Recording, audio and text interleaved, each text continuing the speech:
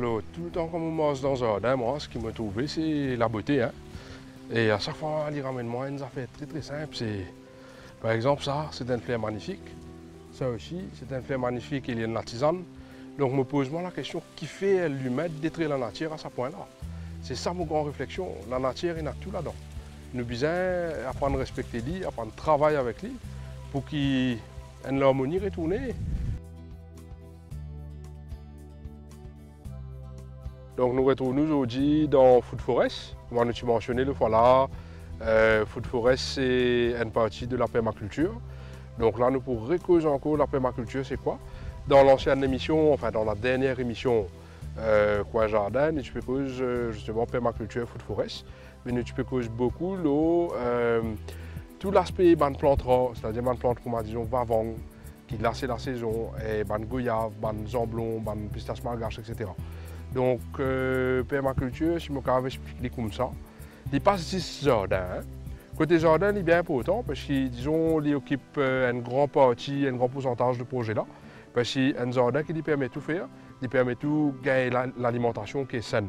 C'est-à-dire des fruits de qualité, des tisanes, des animaux qui ont élevé, ou pour gagner des œufs, ou pour gagner vraiment des tout, hein, comme on dit, des bois secs ou qui ont des tout ce qu'on appelle ressources naturelles, mais quand nous servons de manière positive, au lieu que nous trouvons comme un déchet, mais il y a une valeur en fait, hein, c'est une valeur sûre.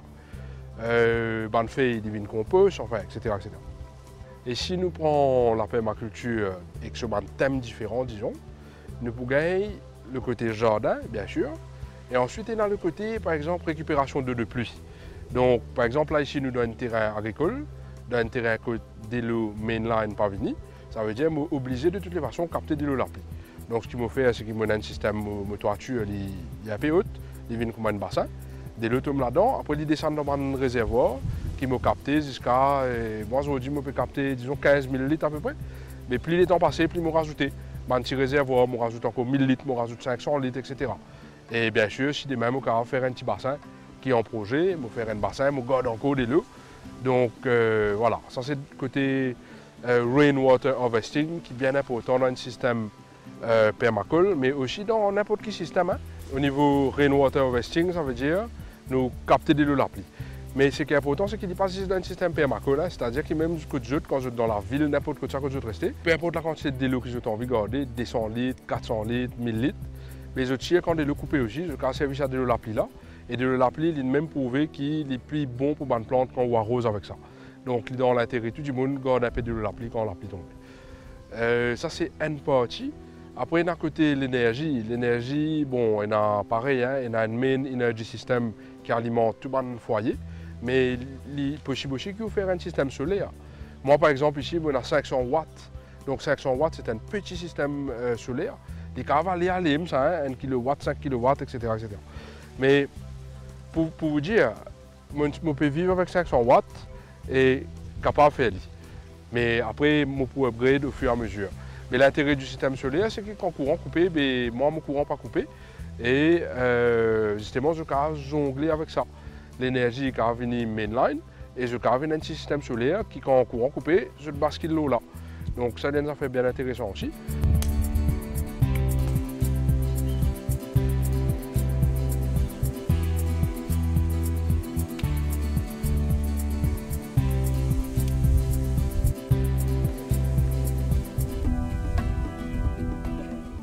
Une parenthèse intéressante, hein, parce que nous avons envie que l'île Maurice est durable et qu'ensuite nous avons envie cause l'indépendance. Donc quand nous causons l'île Maurice est durable, qu'est-ce qu'il veut dire? Ça veut dire que nous besoin aller nous avec un principe écologique. Nous respectons la nature et nous travaillons avec une énergie naturelle.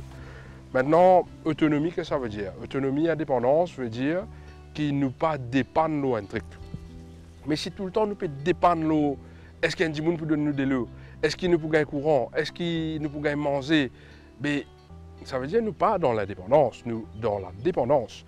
Donc la permaculture, ce qu'il fait, il est de créer une action citoyenne que nous cultivons, nous manger et qui nous génère nos propres énergies et nous gère nos bonnes ressources pour que justement nous montrer qu'appelle l'indépendance. Donc ça veut dire qu'à l'échelle d'un individu, nous pouvons démontrer qu'appelle l'indépendance, l'autonomie. Et si il y a un groupe du monde, ben, il vient un éco-village, comme on l'appelle. Et puis il y a un grand village, il y a une ville, il y a un pays. Hein, parce que par exemple, si nous prenons l'exemple dans le Sikkim en Inde, donc on est dans le nord de l'Inde, ben, il y a beaucoup de décisions qu'on prend au niveau national pour empêcher l'utilisation de produits chimiques. Carrément, pour les gens qui servent des produits chimiques, je cavale dans la prison, je peux gagner un gros laman. Et tout peut faire pour que justement protéger les abeilles, planter des trucs de qualité et faire que le pays là vienne un pays écologique. Hein. Il y a Cuba qui est comme ça aussi. Bon, on a plusieurs exemples aujourd'hui quand même que le pays peut avancer dans cette direction-là. Je cavale rodé, hein, il est bien intéressant que ça cette affaire-là. Et donc, il est possible pas tout ça, hein, c'est-à-dire retourner à la nature. De toutes les façons, une affaire qui m'a envie de souligner, qui fait un mot là aujourd'hui, c'est parce qu'il m'a fait beaucoup d'affaires moi, dans les mondes modernes. Moi, je suis designer, je suis responsable des chantiers, je trouve comment le système de travail fonctionnait et comment il y a quand même une tendance pour venir couper, faire ça. Et après, pour le réfléchir, c'est pas quand il y a une inondation qui fait une inondation. Il y a un thème qui est intéressant, on appelle ça socializing. Okay? Donc, socializing, il y a un aspect qui est important là-dedans, c'est nous penser nous faisons socialiser sur 10 personnes. Okay? Mais quand nous avons des pieds, quand nous avons des animaux, c'est une forme de socializing. Et quand on a un respect pour la nature, l'environnement vient bon pour qu'on socialise d'une façon de qualité. De manière que vous traiter un dimoun. Par exemple, un pied goyave. Vous trouvez un dimoun passé où on a 10 goyaves. Mais vous casse des ou de nid. Donc ça crée un socializing positif. Si nous comparons avec les autres ambiances, mais moi, je suis inspiré pour travailler avec la nature, pour créer cette bonne qualité, si vous voulez, l'abondance. Dans place qu'on m'a dit, péna ça, mais dernièrement, on n'a plus de rien. Donc, moi, en tant que jeune aujourd'hui, c'est mon envie de planter.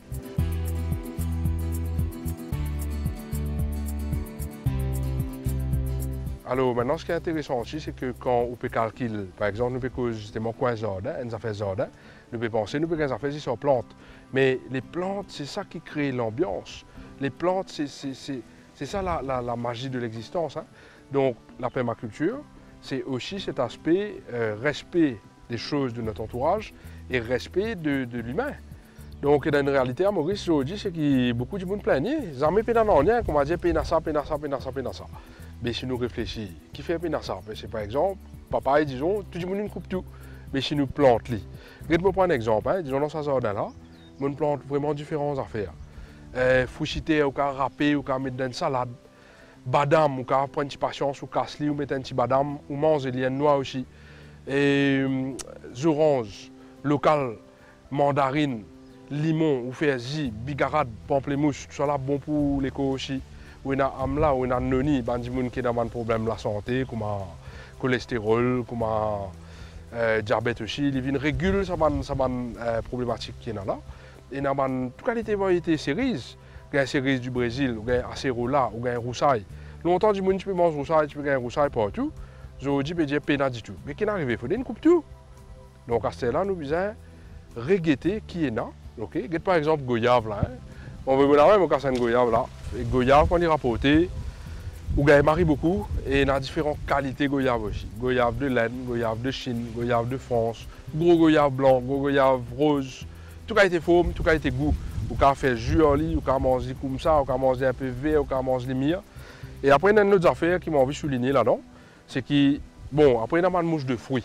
Les gens souvent plaignent, aïe, au moment de fruits, une piquée, pas qu'à manger. Mais nous avons réfléchi plusieurs trucs. C'est que, allez les piquer.